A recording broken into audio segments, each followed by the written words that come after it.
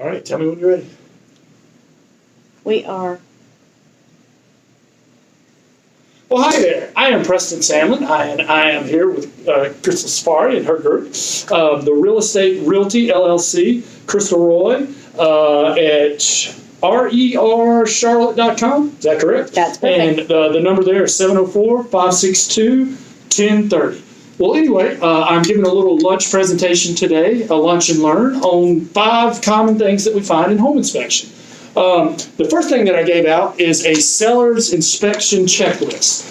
And for anybody who's watching this, if you would like this exact same checklist, go to homeinspectioncarolina.com, and over in the corner there's a realtor's corner. You can click on that, and there's a seller's inspection checklist. You can download this for free. You're welcome to have it. Our goal is to make the inspection, thus the sale of the home, a lot easier and make it flow.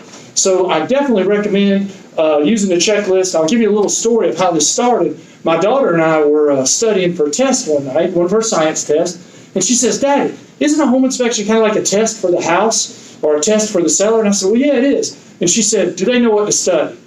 I said, "No, but they should." So we made a study guide, and it's available for you free. Couple of things on here. I mean, most of it's self-explanatory. If you have a house that you're getting ready to put on the market, or you're an agent and you have a listing, have them go through this. I promise you the inspection will go a lot easier. 2 things I want to bring to your attention. Most of it's pretty explanatory. On number 11, there's something about checking for wood debris, fallen insulation under the crawl space or underneath the deck. That is a big one. We get that one all the time. People leave firewood underneath the deck, and the state of North Carolina considers part of your underneath your deck part of your crawl space. So if there's firewood under there and it has termites, that's going to trigger a termite treatment. That's going to be expensive. Wow. So get the wood debris out from under your crawl space, fallen insulation, cardboard, anything like that, pallets, get it out of there and out from underneath your crawl space. The other one I wanted to bring your attention to that we find all the time, it's number 37 if you download it, low water pressure. Now, obviously, for low water pressure throughout the house, there could be different things causing it. And that's a little bit beyond the scope of my presentation. But if you just have it at one faucet or one spigot, chances are that little aerator, which is like a little screen, is clogged up. It gets sediment built in it. So it's a real easy fix. Just unscrew it, turn it around upside down, and blow that sediment out. Sediment builds up in that over time, and you just get low water flow. So just unscrew that little aerator, turn it upside down. If you have to, get an old toothbrush or something like that and clean that up. But again, you can get the seller's inspection checklist at homeinspectioncarolina.com. It's free for you guys. You guys can rebrand it if you'd like. If you want to make it content for your website, social media, you have my full permission. All right, so I wanted to talk about 5 of the top things that we find. And the first one, we did kind of allude into termites. Termites and moisture are number 1 and 2 on the damage caused to houses as far as monetary damages. And the sad thing about termites are most homeowners' insurance policies will not cover termite damage. That is why lending institutions usually require a termite letter, because if they had to take the house back, obviously if the house burns down, floods, gets struck by lightning, their asset is covered. But if it has termite damage, home insurance doesn't cover that when they had to repossess it or whatever. That they're at a loss, so that's why they require it. Usually it is the lending institution that is requiring a WDIR, which is acronym for Wood Destroying Insect Report. In North Carolina. South Carolina, it's called CL100 for clearance letter. Same thing. A little bit different, but the same thing.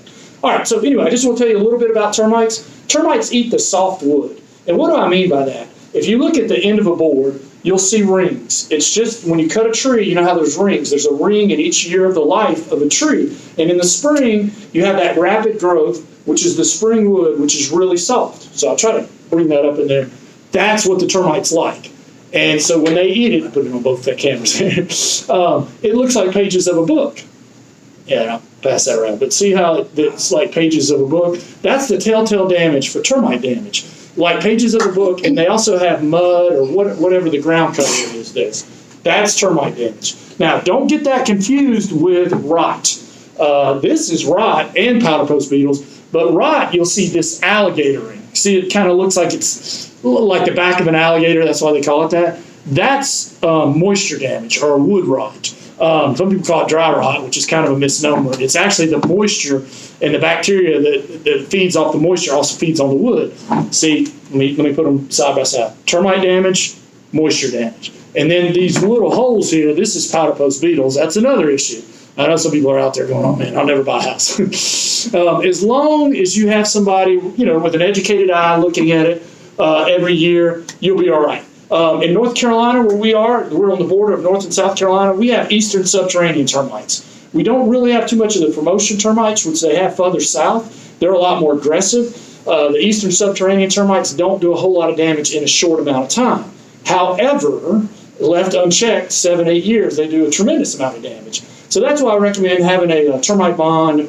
Have somebody come out and inspect your house each year. If they catch termites, they can treat them. They shouldn't have done too much damage in a year's time, but 10 years or more, absolutely they can. All right, so that's termites. The next thing is moisture damage. Let's talk about moisture damage. If you have high moisture in the wood content, it's going to cause this wood rot. And actually, I don't want to mess up my sample, but I can squeeze this. This is how I found this wood. This was on a floor joist, so I just pulled off because it had moisture damage. It basically rotted it. Now, how do you get moisture damage? It's moisture content in excess of 20%. If you have moisture damage in the wood in excess of 20% over a long period of time, it's going to cause rot, deterioration, the M word that rhymes with sold that we don't like to say, and just all kinds of bad things. High moisture is bad for wood. Now, you might ask me, we're talking about crawl space here. Well, Preston, how do we get high moisture in the wood, and then how do we get rid of it? Well, there's primarily 3 ways. There's obviously rain and drainage. You need to drain the water away from your house. Okay, that's number 1. That's the easiest one to fix. You just got to make sure that the water drains away from your house. Maybe not the easiest, maybe the second easiest. The next one is a plumbing leak. That's probably the easiest one to fix, is going to cause it. The third and toughest one to fix is atmospheric moisture. And what do I mean by that? Well, let's say you have kind of poor ventilation under there. You don't have a lot of crawl vents, really large crawl space like the McMansion, and then you have a whole bunch of air conditioning ducts under there. Well, think about that air conditioning duct. All that air conditioning run through there. That duct is cold. So have you ever taken a cold drink out on a hot day like today where it's all muggy? What happens on the side of that can right away? Sweat, yeah. Because what happens is there's so much atmospheric moisture, it's hitting its dew point on the side of that can, and the moisture's there. So that's what happens with atmospheric moisture. So how do you fix it? How do we get it below what number? 20%. Number 1, if it's the rain or we got to get the drainage. Maybe a French drain. We got to do something with drainage. Number 2, if it's a plumbing leak, obviously we just got to fix that plumbing leak. Number 3, if it's atmospheric moisture, we have got to. There's a couple of things. If it's just an old let's say it's a ranch style house. And what I mean by that is there's a short distance from the front of the house to the back of the house on a ranch, right? Make sure all those vents are open. Maybe we have some poly down and we get good cross ventilation. A couple of weeks, that's going to dry up. But now if we have a McMansion, and what I mean by that is a really large house where you've got a 3-car garage, meaning no vents on this side, patio here, no vents, and you got this large, open up the vents, it's not going to work. So you actually have to go the opposite direction. And what I mean by that, you got to seal the crawl space up and do what they call a sealed crawl space, where they completely seal it up. They go up the walls of the crawl space with the plastic. They have to leave a 3-inch gap to see if they got termites. But basically, they seal it up completely, and they put weather stripping around the crawl space door, and they make it a conditioned space. Think of it as your refrigerator. Remember our example where we had a cold drink and we went out into the outside? Well, if we put that cold drink inside a refrigerator, does it sweat in there? No. Why not? Because of the dry. It's dry. Yeah, the dry atmosphere. So that's basically what you're doing with the crawl space. You're sealing it up. Now, good and bad, that sealed crawl space, if it's done properly, works fantastic. The downside of it is it's rather expensive after construction. Usually sealing up a crawl space is going to be around $10,000 to $15,000, depending on because they have to do a lot of sealing. Would that work on a ranch style house, 1950s house? Absolutely, but it might not be necessary. Does that make sense? On that type house, if you put down plastic and opened up the vents, you're probably talking, less than $500, probably, $300, $400, and you can fix that problem. Would the $10,000 sealed crawl space work on that house? Absolutely, but may not be necessary. But I love sealed crawl spaces. Don't get me wrong, I love them. Just, they might not be necessary on a ranch style house. Those are the three ways you can get moisture and the three ways you can get that moisture down. All right, just a couple more. We doing all right on time? We're good? All right, electrical problems. Well, remember, at the beginning of this, we were talking about 5 problems with houses, the 5 biggest things we find on home inspection. We're on number 3, electrical problems. The biggest electrical problem we run into these days is aluminum wiring. And what I mean by aluminum wiring is single strand aluminum wiring. This was used during the 1960s up to about 1973, I think. It was basically during the Vietnam War era. Copper was in short supply. So they used aluminum wiring on single strand. They still use it today on the multi-strand, on the 220, 240 things. And that's okay. There was never a problem with it on that. It was on the single strand 110 and 120 circuits that there was a problem. So what would happen is it would arc. And it would arc where it connected. And once something arcs and there's a separation, it tries to connect and heat is generated and sparks. Think about this. Have you ever tried to, jump start a car?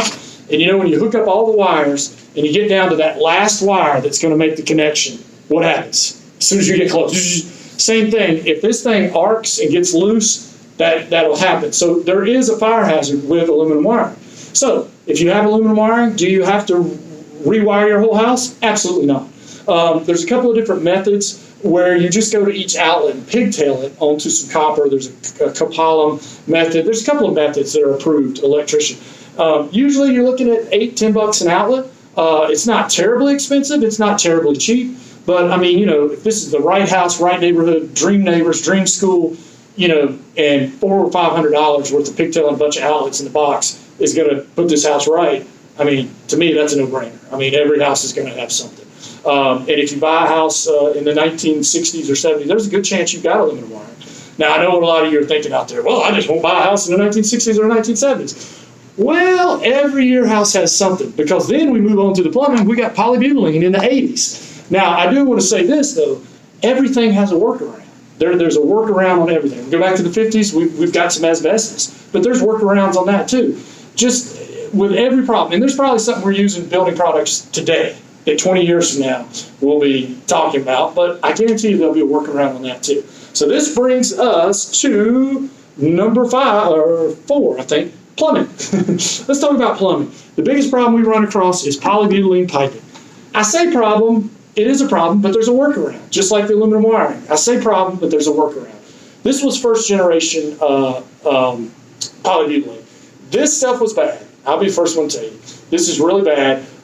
It has polybutylene pipes, polybutylene T's and elbows, and aluminum crimps. So what would happen is this thing would just blow out.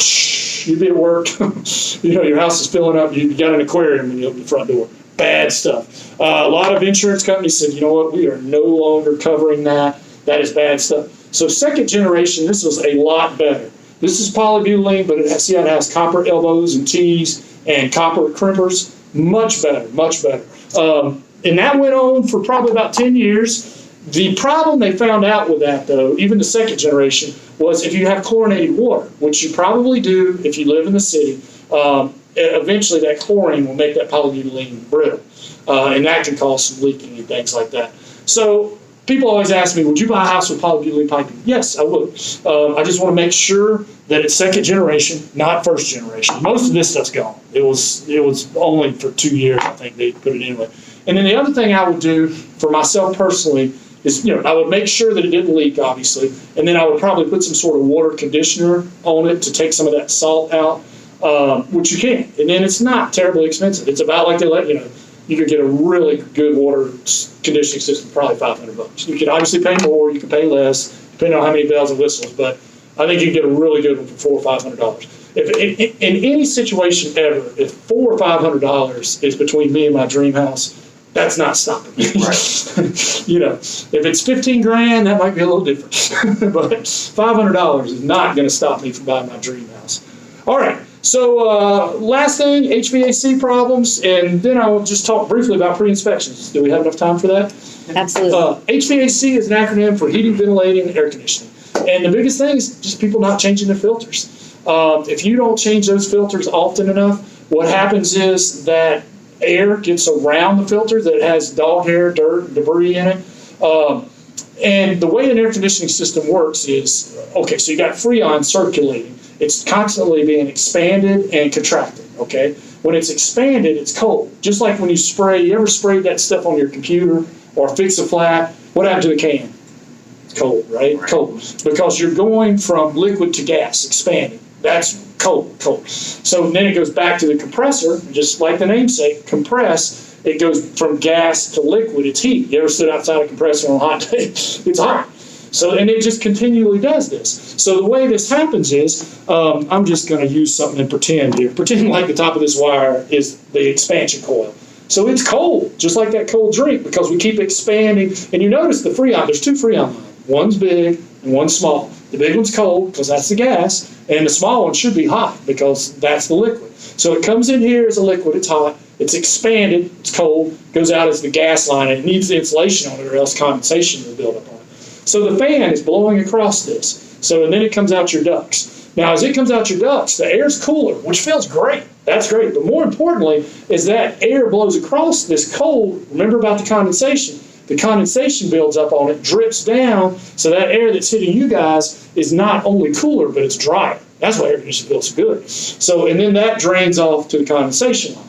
If people don't change their filters, that air that keeps blowing across here is going to have dirt, dog hair, all kinds of stuff, animal hair, and it's going to wind up in that condensation line. It's going to clog up, and then it's going to flow over the overflow pan. And that's what we see. In fact, if you ever see, then there's usually a tray under there if it's in the attic. A lot of times these are in the attic. There's a tray with a pipe going out to the eave. You ever see that little pipe on the eave? Mm-hmm. If that thing's dripping, your primary line's clogged up. You need to get it cleaned out. And I've seen that happen for years. I've seen it happen so long that you actually see rust coming out. That's rust from the paint. I literally go by this person's house and I want to knock on the door and say, I know you don't know me, and I know this is a little strange, but your condensation line's clogged, and I'm trying to save your ceiling. Eventually, that pan's going to rust out, and it's going to flow over. But the bottom line is you got to keep that filter changed, keep that working good. You know, if you ever go in a restaurant, your house, anywhere, and you're getting moisture in the ceiling, and it hasn't rained in a long time, that's a condensation issue. I guarantee you it's a condensation issue, because that's where it's coming from. All right, last thing, and we'll wind up, and I appreciate you guys' patience. I hope this has been good. I hope the lunch has been good. The last thing I want to talk about is pre-inspections. And I'll just be briefly about this. I'm a home inspector, obviously. I always ask realtors, I say, how many of you guys ever had a deal go sideways? Every realtor who's ever been in this a while got horror stories, right? It's, I mean, you know, it's a great conversation at the bar. And you know, I always poll them. I'm like, well, what caused it? You know, there's a multitude, but two come up a lot. Home inspection and the, what's it called when you, the valuation, Appraisal. Appraisal, thank you. And I thought about the home inspection. I don't do appraisals, but I do home inspections. And I said, well, you know, and obviously some people say, well, those home inspectors are deal killers. They're just deal killers. I've heard it, and I get it, and I understand. And sometimes that may be true. But I've also seen some houses that commit suicide. And I don't mean to make light of that. But what I mean is the problems were there. I mean, the band seal, the rotten band seal's there. And the problem was nobody knew about that rotten band seal until they did the inspection. And prior to that, you know, so let's just give an example. The house is for sale for $250,000. Buyer offers $240,000, and they go back and forth. You know how that goes. Counter offer. They settle on $245,000. Seller feels like, I come down as low as I'm gonna come. I'm letting them get it as a steal. Buyer went up from their $240,000, and they're like, well, I'm paying a little more than I want to pay, but whatever. Okay, but they've agreed on $245,000, and then we do the inspection. And lo and behold, that band seal's rotten, and one of the HVAC systems is shot. So there's about $6,000 worth of damage. But they've already negotiated a price upstream and came to that agreement, and they're barely hanging on to that as it is. And now we got $6,000 worth of damage or problems, and neither one wants to come off their position. Do you see how that deal could easily go sideways? Well, my thought is, why don't, or if we could talk the seller into getting the house inspected on the front end, right? Find out, because the problems are going to come out. I mean, I know nobody wants to hear the baby being called ugly. I get it. But those problems are going to come out. So what if we find out about that $6,000 worth of damage? And now we put out a whole bunch of estimates, have a whole bunch of contractors come look at it. Maybe we get it done for $4 because we get competing bids and we got time to work with it. And now, maybe instead of asking $250, we can ask like $252 because we have a certified, pre-inspected house, just like CarMax, multiple things. So, and you know what? A potential buyer has less chance of losing their due diligence on that. So they may be willing to offer, if there are two houses being equal, one's been pre-inspected, there's a lot less of a chance of losing their earnest, or not the due diligence. Thank you. Not earnest money, but due diligence, which is kind of like layaway. Right. So I'm a big proponent of pre-inspection. Now, they're not new. They've been around for a while. It's a little bit hard to sell them, and I'll explain why. As a realtor, you're trying to get a listing, obviously, and you go into a house and you show them, I do all this stuff. I do the IDX or whatever it is, and the drone, whatever you do. Everybody has their own thing.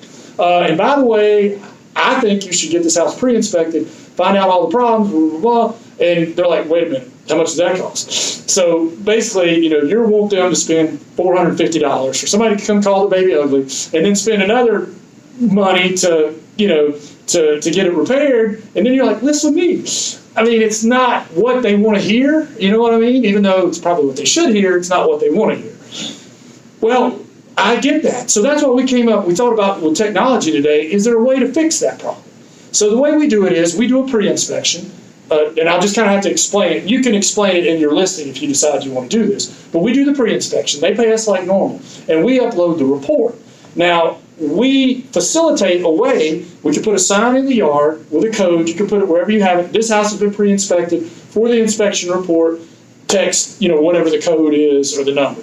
Then that report is for sale for $19.95. Now, that money goes back to the seller. It's their report. They're basically selling their report. Does that make sense? And that offsets some of their costs. We're just facilitating a way for them to do that. Will it sell 20 times and cover the $450? Probably not. But if it sells 4 or 5 times, that offsets the cost. And my hope is that along with the hardship on the back end, and maybe, losing a deal going sideways, or having to make an extra mortgage payment, it would be well worth it, if that makes sense. So anyway, that's what we do. Now, the good part about this, too, is every single person that texts in for that report, whether they buy it or not, that lead goes back to you to follow up with them so that you can help your seller out by saying, you would call them up and say, hey, I saw you just downloaded the report on my house on my listing on so-and-so. Can I help you out with that? I know about the amenities. I know about the schools. I even know the neighbors. How can I help? So you're helping your seller. And, oh, by the way, are you working with a realtor? If they are working with a realtor, great. My second call would be to that realtor and say, how can I help us sell this house?